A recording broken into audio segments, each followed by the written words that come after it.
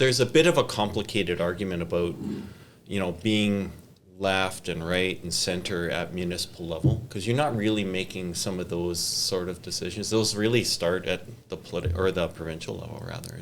Yeah. There's no question. This whole, I think that's what disappoints me about society these days. It's so polarizing, and it's really only the outer edges with the loudest voice that are getting heard.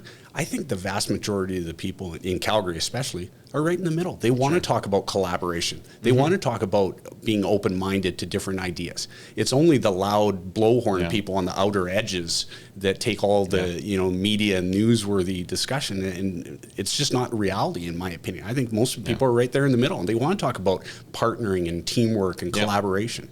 Yeah, and like when you think about Calgary's opportunity to have social programs, like we're talking about, we can solve homelessness. That's a social consideration, of course. But then you get into the weeds fast. It's like, well, is a green space or a park a social program, or is that just good thinking? Like bike paths have been controversial and installed. Is that like we're kind of promoting an ideology that we should be pushing bike transit versus other things. So it's interesting. There isn't a ton, like we're not talking, like at the city level, we're not going to have a conversation about abortion. Like, it's just never going to happen.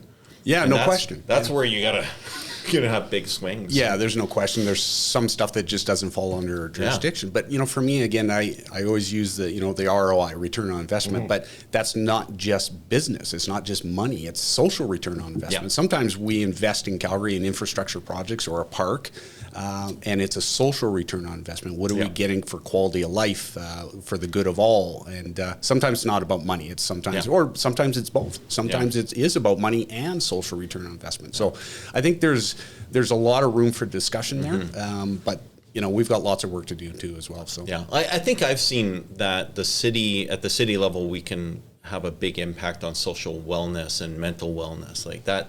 Like it's outside of Alberta healthcare, but by having a vibrant fill in the blank, a vibrant park, a vibrant rec center, a vibrant downtown, suddenly people start to see differently and think differently, and that really drives a lot of things. It drives business, it drives people to be happier, it drives kids to be better kids, it drives crime down. Like and those are a lot of the things that are controlled at the municipal level. Well, yeah, and whether you're providing funding or just being a champion or being a facilitator, bringing the organizations together, whether it's social agencies or community associations or non-for-profit sector, being the facilitator for the discussion. It's not, sometimes the city gets wrapped up in getting into other people's business, whether it's non-for-profit or the private sector business, and sometimes you just need to be there as a supporter. Right? And clear the road for success.